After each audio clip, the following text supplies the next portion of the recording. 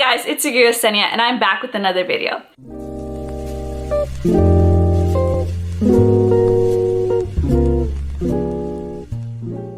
So for today, I'm going to give you 6 tips that you can use in order to transfer from a community college to a four-year university.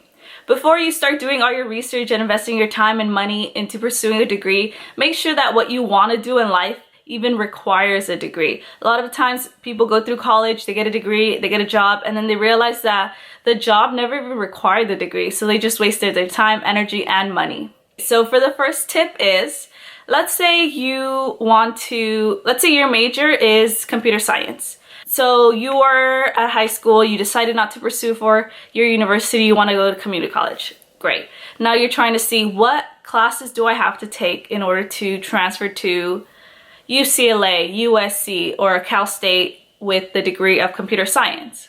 So if you go to assist.com, then that is basically a website that lists the community college and different possible transfer schools, and it basically gives you what classes you need to take at your community college that will transfer to that school.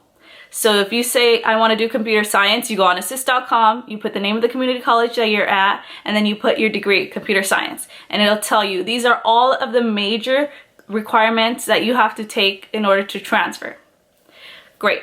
Now, before you transfer, in order to leave the community college, you need your general education satisfied. So if you just type in the community college's name and put general education classes or courses, you're going to see a whole list of courses that you have to complete.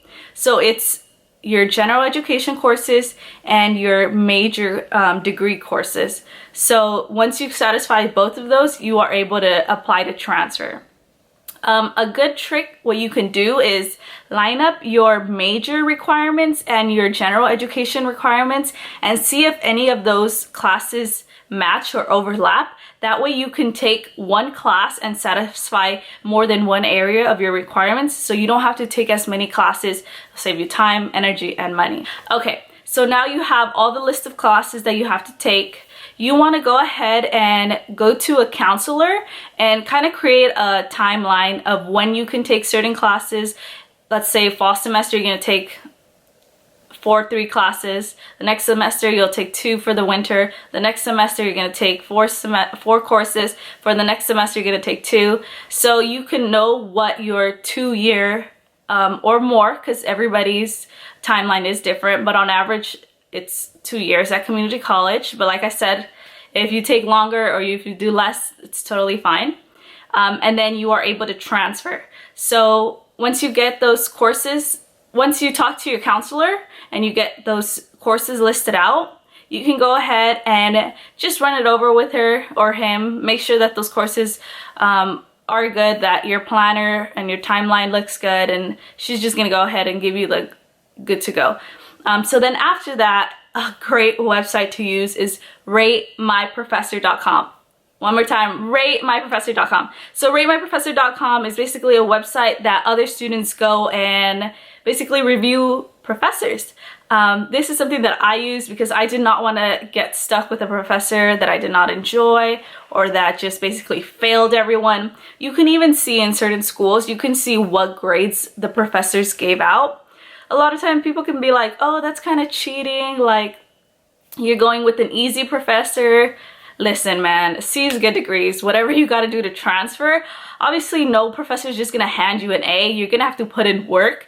But if it's a professor that might be easier than another, why would you not take it? Of course, you can decide to challenge yourself, but that's on you. So now that you've gone to assist.com for the list of the major course requirements and you've looked at your general education, you talked to your counselor, you planned out what your 2 years is going to look like, what courses you need to take. Now you have to actually enroll in courses. So a good tip is that sometimes I know at community college some students are afraid that there is not enough classes offered, or it's very competitive to get into these courses. Depending on what date of enrollment or your registration date you have, you might get your date and you realize that all the seats for the course are already taken up.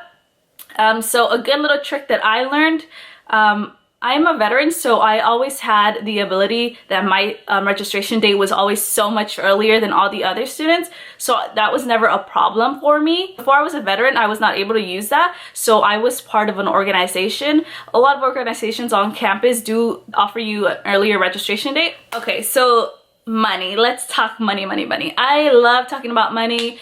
The more moolah, the more honey, whatever you call it, the more money you have for yourself, the better, right? So in college, you know, college students are known for eating cup of noodles and surviving on the bare minimum, right?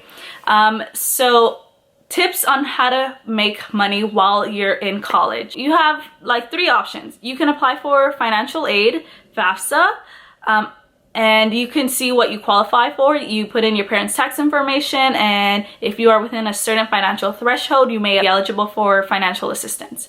Another one is scholarships. Super easy. Look up the name of your school and add scholarship at the end of that search, and you'll get a list of different scholarship options that are available through your school. If not, you can do it through the county, through the state, through the federal organizations. There's a lot of people who are giving out scholarships. You just have to do the work and apply for them. So another one is working. When you apply for FAFSA, they give you the option of working on campus. I always loved working on campus because that meant I did not have to drive nowhere. I would get to school, park, go to my class, go to work, study, go to another class if I had to, go to work.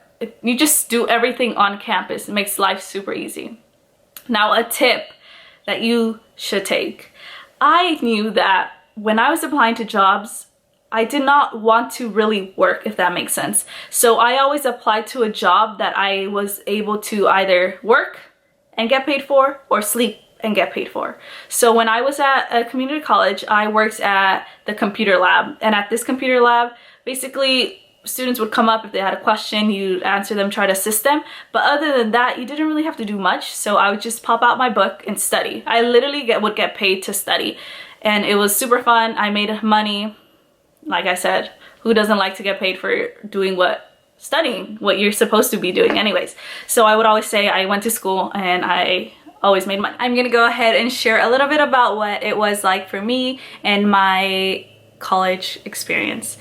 So my college experience actually starts back in high school. When I was in high school, I started taking courses at our local community college. It's very simple. I just had my counselor sign a form and I was ready to take courses.